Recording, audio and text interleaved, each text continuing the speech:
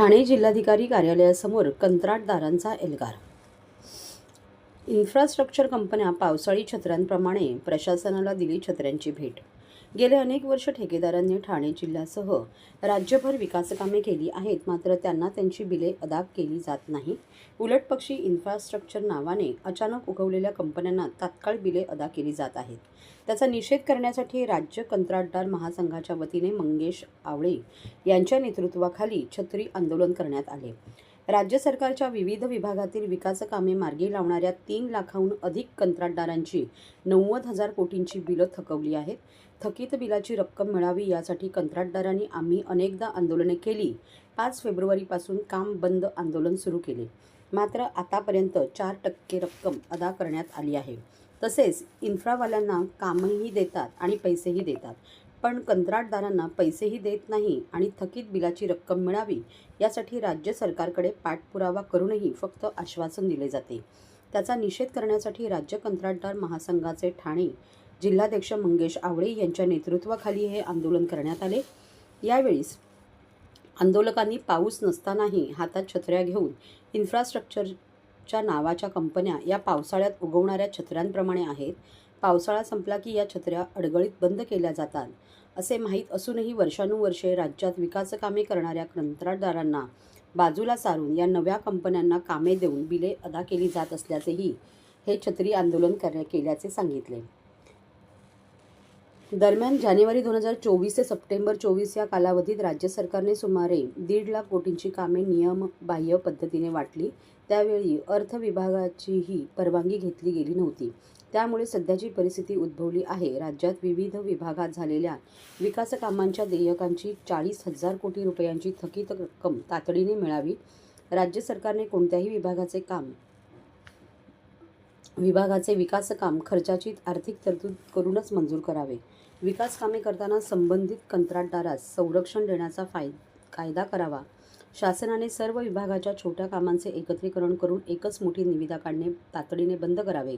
सार्वजनिक बांधकाम विभाग, जिल्हा परिषद, जलसंपदा, जलसंधारण, नगर विकास या खात्यामधील कामांचे वाटप अभियंत्यांच्या नियमानुसार करावे आदी मागण्या यावेळी मंगेश आवळे यांनी पत्रकारांशी बोलताना केल्या। या आंदोलनात अनिल नलावडे, बाळकृष्ण ठाकरे, चेतन शिंदे, मिलिंद साठे, हर्षद गंधे, प्रवीण बाहेती, मनूरकर, सपकाळ, सरोदे, हांडे, बाविस्कर, दर्शना शिंदे, रवी मालुसरे आदी सहभागी झाले होते। महाराष्ट्र राज्य कंत्राटदार महासंघाचा अरे निधी आमच्या हक्काचा। तर या आधी देखील तुम्ही काळी दिवाळी देखील साजरी केलेली आहे। आज तुला काळ्या छत्र घेऊन तुम्ही आंदोलन करतात काय? ह्या ज्या काळ्या छत्र आहेत या इन्फ्रावाल्यांचे छत्र आहेत। जसं पावसाळ्यामध्ये आपल्या छत्र्या उगवल्या जातात लाकडावरती, भूमीवरती, त्या प्रकारच्या ह्या इन्फ्रावाल्यांच्या छत्र्या आहेत की ज्यांच्यासाठी 57,000 कोटीची आता नवीन पुरवण्याची मागणी या सरकारने पटलावरती ठेवलेली आहे। आता अधिवेशन चालू आहे। आमची सरकारला मागणी आहे की बाबा ना आमची 90,000 कोटीची देयक बाकी असताना तुम्ही हे 57,000 कोटीची हे नवीन मागण्या कशासाठी मागवल्यात तुम्हाला? आणि जर तुम्हाला आमच्यासारख्या कंत्राटदारांची देयक द्यायची नसतील तर तुम्हाला कितीची 57,000 कोटीची करू नका। मला तर म्हणणं आहे की तुम्ही 20, 50,000 मिलियन डिलेड कितीची ट्रिलियनची करा, परंतु पहिला आमची देयक तर द्या। ती देयक तुम्ही देऊ शकत नाही आहात आणि तुम्ही कशाला विकासाचं पर्व सांगता? हे विकासाचं पर्व पूर्णपणे खोटं आहे। या जमिनीवरती, धरातळावरती अशी कुठलीही परिस्थिती नाही आहे। तर वारंवार आंदोलन करून तोडगा निघत नाही। सरकार तुमच्याकडे दुर्लक्ष करते का? 100% सरकार आमच्याकडे दुर्लक्ष करते। मागच्या वेळेस सुद्धा ह्या राज्याचा केंद्रबंधू माननीय एकनाथ शिंदे साहेब होते, ते आपल्या ठाण्यातले होते। आम्ही त्यांच्याकडे वारंवार विनंती केली। आता सुद्धा आज आपल्याकडे ठाण्याचे जे केंद्रबिंदू होते माननीय एकनाथ शिंदे साहेबांनी, उपमुख्यमंत्री राज्याचे, आम्ही त्यांना विनंती करून दमलो। आम्ही आता परिवहन मंत्री आहेत, तेव्हाचे बांधकाम मंत्री माननीय रवींद्र चव्हाण साहेब होते, त्याच्या अगोदरचे सगळे मंत्री कपिल पाटील आपले केंद्रीय मंत्री होते। या ठाणे जिल्ह्यातल्या 90 ते 95% आमदार खासदार हे महायुतीचे असताना सुद्धा आम्ही विकासाची कामं त्यांच्याच तिकडे करतोय ना, त्यांनी सुचवलेली कामं करतोय। मग आम्हाला निधी का मिळत नाहीये? तेच तर मोठं गोड बंगाल आहे की आम्हाला निधी न मिळण्याचं कारणच समजत नाहीये। परंतु ह्याच बरोबर जर तुम्ही इन्फ्रावाल्यांची जर बघाल तर इन्फ्रावाल्यांना बरोबर वेळेत पैसे मिळत आहेत। म्हणजे ह्याचा अर्थ असा आहे की इन्फ्रावाल्यांना तुम्ही फक्त जगवताय आणि ज्यांनी खरोखर या रस्त्यावरती कामं केलेली आहेत, ज्यांनी खरोखर या इमारतींची कामं केली आहेत, त्यांची दुरुस्तीची कामं केलेली आहेत, त्यांना अजूनही निधी मिळालेला नाही। मी तुम्हाला एक आवर्जून या बाबतीमध्ये खूप महत्त्वाचा गंभीर विषय सांगतो। इथे बाजूलाच आपले पोलीस वसाहत आहेत, त्या पोलिसांच्या इमारतीची दुरुस्ती आम्ही केलेली आहे। आम्हाला सांगायला अजून नवल वाटतंय की त्यासाठी मंजूर सुद्धा शासनाने दिलेली नाहीये. या प्रकारची आज ही परिस्थिती निर्माण झालेली आहे. आणि ह्या बाबतीमध्ये मी सरकारला अजून एक गर्भित इशारा देतोय की ह्या सरकारने आम्हाला शेतकऱ्यांसारखी आमची आत्महत्या करावी असं ते जाणून बुजून आम्हाला ती वेळ आणून देतात. का की जेणेकरून तशी जर वेळ निर्माण झाली तर आज आमचे 90,000 कोटीची देयकं ते देणार नाहीत. आमच्या घरी आमच्या पात्रतेनुसार 1 लाखाचा, 5 लाखाचा, 10 लाखाचा चेक ते देऊन टाकतील आणि आमची बोलवण करतील. परंतु या सरकारला मी सांगतोय की मायबाप सरकार हो, तुम्ही कितीही अत्याचार करा, आम्ही मागे हटणार नाही. आम्ही आमची तुमच्याकडे देणी वसूल केल्याशिवाय राहणार नाही. सर, अधिवेशन चालू आहे, काय कोणी बोलले कोण आवाज उठवणार आहे काय? अधिवेशनामध्ये आम्ही वारंवार विरोधी पक्षनेते असतील, इतर सगळेजण असतील, त्यांच्या मार्फत आम्ही आवाज उठवतच आहोत. ते आमचा आवाज उठवतात.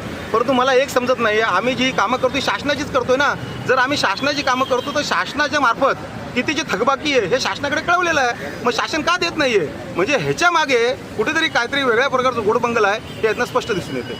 महाराष्ट्र राज्य कंत्राटदार महासंघ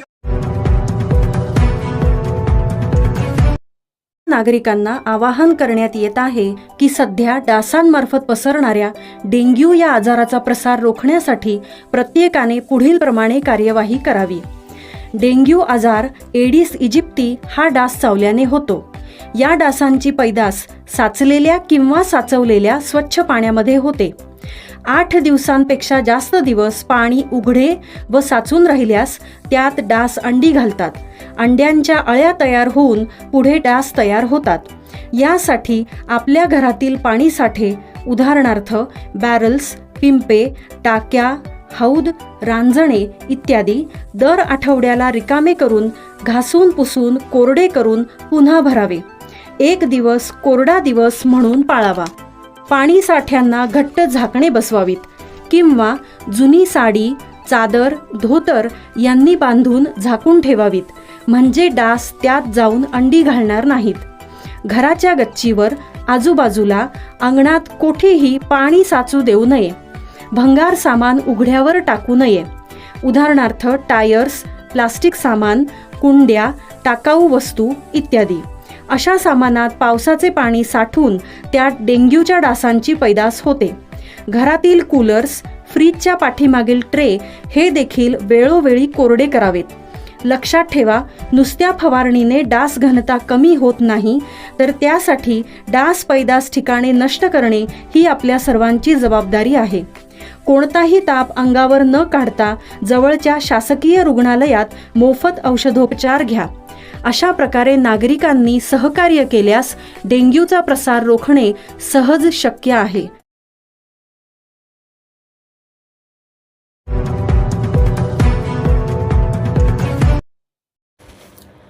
ELI योजनेचे EPFO ठाणेकडून स्वागत.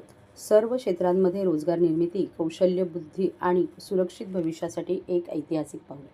पंतप्रधान नरेंद्र मोदी यांच्या अध्यक्षतेखाली झालेल्या केंद्रीय मंत्रिमंडळाच्या बैठकीत रोजगार निर्मितीला पाठिंबा देण्यासाठी, रोजगार क्षमता वाढवण्यासाठी तसेच सर्व क्षेत्रांमध्ये सामाजिक सुरक्षा वाढवण्यासाठी, विशेषतः उत्पादन क्षेत्रावर लक्ष केंद्रित करण्यासाठी रोजगाराशी संबंधित प्रोत्साहनपर ELI योजनेला मंजुरी देण्यात आली आहे. या योजनेअंतर्गत पहिल्यांदाच काम करणाऱ्या कर्मचाऱ्यांना 1 महिन्याचे वेतन 15,000 रुपयापर्यंत मिळेल. तर नियोक्त्यांच्या अतिरिक्त रोजगार निर्मितीसाठी 2 वर्षापर्यंत प्रोत्साहन दिले जाईल. तसेच उत्पादन क्षेत्रासाठी आणखी 2 वर्षासाठी वाढीव लाभ दिले जातील. 4.1 कोटी तरुणांना रोजगार, कौशल्य आणि इतर संधी उपलब्ध करून देण्यासाठी पंतप्रधानांच्या 5 योजनांच्या पॅकेजचा भाग म्हणून 2024-25च्या केंद्रीय अर्थसंकल्पात ELI योजना जाहीर करण्यात आली होती, जिचा एकूण अर्थसंकल्पीय खर्च 2 लाख कोटी रुपये आहे. 99,446 कोटी रुपये खर्चाच्या ELI योजनेचे उद्दिष्ट 2 वर्षाच्या कालावधीत देशात 3.5 कोटीहून अधिक नोकऱ्या निर्माण करण्यास प्रोत्साहन देणे असे आहे. यापैकी 1.92 कोटी लाभार्थी पहिल्यांदाच कामगार क्षेत्रात प्रवेश करतील. या योजनेचे फायदे 1 ऑगस्ट 2025 ते 31 जुलै 2027 दरम्यान निर्माण झालेल्या नोकऱ्यांना लागू होतील. प्रोव्हिडंट फंडाच्या वतीने आज प्रेस कॉन्फरन्स दिली, काय काय बेनिफिट्स मिळणार आहेत? भारत सरकारने नुकतीच एम्प्लॉयमेंट लिंक स्कीम लॉन्च केलेली आहे. या योजनेमध्ये रोजगार निर्मितीला प्रोत्साहन देणे हे या योजनेचे उद्दिष्ट आहे. या योजनेचे 2 भाग आहेत. पहिल्या भागामध्ये जे फर्स्ट टाइम एम्प्लॉईज असतील त्यांना 15,000 रुपयेपर्यंतचा बेनिफिट त्यांच्या आधार लिंक्ड खात्यामध्ये मिळेल. हा जो फायदा आहे हा 2 टप्प्यामध्ये मिळेल. पहिला 6 महिन्याची पूर्ण सर्व्हिस केल्यानंतर आणि दुसरा 12 महिन्याची सर्व्हिस पूर्ण केल्यानंतर. दुसरा टप्पा जो आहे त्याचं पेमेंट मिळण्यासाठी त्या एम्प्लॉईला फायनान्शियल लिटरसी प्रोग्राम पूर्ण करावा लागेल.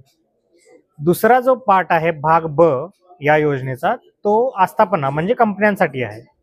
अशा कंपन्या ज्या कमीत कमी 2 किंवा 5 नवीन एम्प्लॉई जॉईन करून घेतात अशा कंपन्यांना, अशा आस्थापनांना महिन्याला प्रत्येक कर्मचाऱ्यामागे 3,000 रुपयेपर्यंतचा फायदा त्यांच्या पॅन लिंक्ड बँक खात्यामध्ये वर्ग केला जाईल. आणि हा जो फायदा आहे हा सगळ्या क्षेत्रांना लागू आहे. 2 वर्षापर्यंत हा फायदा मिळेल. आणि विशेषतः मॅन्युफॅक्चरिंग सेक्टर जे आहे, उत्पादन क्षेत्र आहे, उत्पादन क्षेत्रासाठी हा फायदा 4 वर्षांपर्यंत लागू असेल.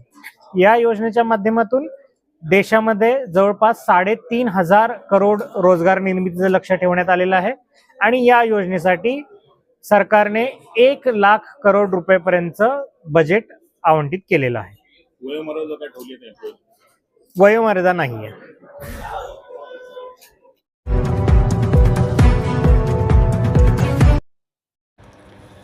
गांजा विक्री करण्यासाठी आलेल्या 3 आरोपींना गुन्हे शाखा युनिट 2ने केली अटक. 37 लाखांचा गांजा जप्त.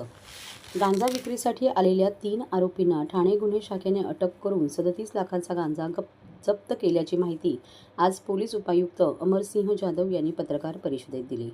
भिवंडीचे गुन्हे शाखा युनिट 2चे वरिष्ठ पोलीस निरीक्षक जनार्दन सोनावणे यांना गुप्त बातमीदारातर्फे माहिती मिळाली की भिवंडी या ठिकाणी इसम नामे फैजल अकबर अन्सारी गांजा हा अंमली पदार्थ विक्री करण्यासाठी अब्दुल रहमान अन्सारी याला विक्री करण्यासाठी येणार आहे. या अनुषंगाने जनार्दन सोनावणे यांच्यासह सहाय्यक पोलीस निरीक्षक धनराज केदार आणि पोलीस पथकाने त्या ठिकाणी सापळा रचून फैजल अकबर अन्सारी वय 44 वर्ष, अब्दुल रहमान मुजाहिद अन्सारी वय 20 वर्ष, अनवर जमीलुद्दीन अन्सारी यांना अटक केली आहे. यातील पहिल्या दोघांच्या आणि तिसऱ्या इसमाच्या राहत्या घरी पडवीमध्ये 74 किलो 548 ग्रॅम वजनाचा 37,37,400 रुपये किमतीचा गांजा हा अंमली पदार्थ मिळून आल्याने तो जप्त करण्यात आला. त्याबाबत भुईवाडा पोलीस ठाणे येथे गुन्हा दाखल करण्यात आला असून पुढील तपास गुन्हे शाखा घटक 2 भिवंडी करत आहे.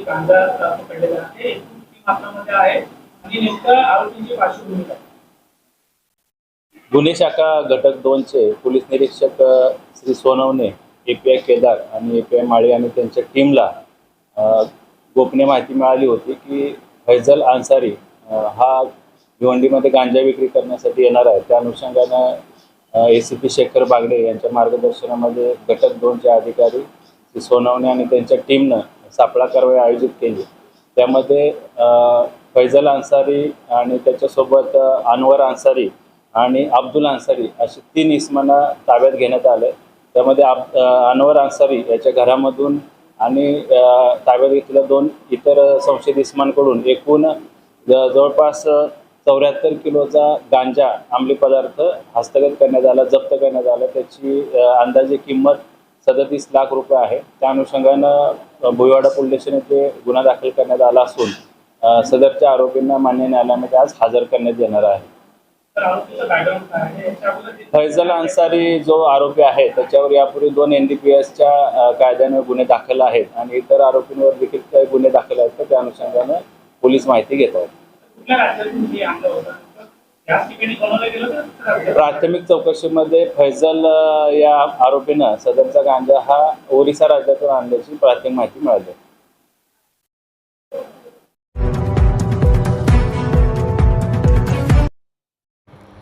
परिवहन मंत्री प्रताप सरनाईक यांच्या ठाण्यात शिवशाही बसची दुरावस्था. परिवहन मंत्री प्रताप सरनाईक यांच्या ठाण्यात शिवशाही बस गाडीच्या दुरावस्थेचा प्रकार समोर आला आहे. बस चालकाच्या समोरील तुटलेली काच, नादुरुस्त आसन व्यवस्था, अस्वच्छता, फाटलेल्या आसन कव्हर, उखडलेले पत्रे असे चित्र ठाण्याहून कोल्हापूरला निघालेल्या शिवशाही बसचे होते. या बसच्या दुरावस्थेचे चित्रीकरण करत त्यात प्रवाशांनी नाराजी व्यक्त केली. आरामदायी आणि वातानुकूलित प्रवासासाठी प्रवासी शिवशाही बसला प्राधान्य देतात, परंतु या बस गाडीची दुरावस्था झाली असून त्यातून जीवघेणा प्रवास सुरू असल्याचा प्रकार प्रवाशांनी उघडकीस आणला आहे. ठाण्यातील वंदना स्थानकातून पहाटे 5:15 कोल्हापूरला जाण्यासाठी शिवशाही बस सोडण्यात येते. शुक्रवारी सकाळी ही बस पाऊण तास उशिराने सोडण्यात आली. त्यामुळे स्थानकात बसची वाट पाहत तात्काळ उभे राहावे लागल्याने प्रवाशांनी नाराजी व्यक्त केली. त्यानंतर स्थानकात आलेल्या शिवशाही बसमध्ये पाऊल ठेवताच त्यांना बसची अवस्था पाहून धक्का बसला. या शिवशाही बसच्या चालकाला समोरील तुटलेली काच, नादुरुस्त आसन व्यवस्था, अस्वच्छता, फाटलेल्या सीट, उघडलेले पत्रे असे चित्र प्रवाशांना दिसून आले. या बसच्या दुरावस्थेबाबत प्रवाशांनी चित्रीकरण केले आणि त्यानंतर ठाणे काँग्रेसचे प्रवक्ते राहुल पिंगळे यांना फोनवरून संपर्क साधत याबाबत माहिती दिली. तसेच त्याचे पुरावे म्हणून बसगाडीच्या दुरावस्थेबाबत केलेले चित्रीकरण पाठवले. यानंतर पिंगळे यांनी ही बाब प्रशासनाच्या निदर्शनास आणून दिली. राज्याचे परिवहन मंत्री प्रताप सरनाईक हे ठाणे जिल्ह्यातील ओवळा माजिवडा मतदारसंघाचे प्रतिनिधित्व करतात. त्यांच्याच जिल्ह्यातील वंदना स्थानकातील शिवशाही बस गाडीच्या दुरावस्थेचा प्रकार समोर आला आहे. या संपूर्ण घटनेने एसटी महामंडळाचा गलथान कारभार चव्हाट्यावर आला आहे. अक्षरशः प्रवाशांच्या जीवाशी खेळ सुरू असल्याचे चित्र पाहायला मिळत आहे. याबाबत बोलताना राहुल पिंगळे म्हणाले की आगारातून निघणाऱ्या बसेस सुस्थितीत आहेत का हे बघण्याऐवजी शिवशाहीची ठाणे कोल्हापूर ही दुरवस्था झालेली बस महाराष्ट्र राज्य परिवहन महामंडळाकडून चालवली जात आहे. खरे तर ठाण्याहून सुटणाऱ्या या शिवशाही बसमधून परिवहन मंत्र्यांनी प्रवास केला पाहिजे, म्हणजे त्यांना सर्वसामान्य नागरिकांच्या व्यथा कळतील. तसेच अशा बसमुळे एखादा अपघात झाला तर त्याची जबाबदारी परिवहन मंत्री घेणार का, असा प्रश्न त्यांनी उपस्थित केला आहे.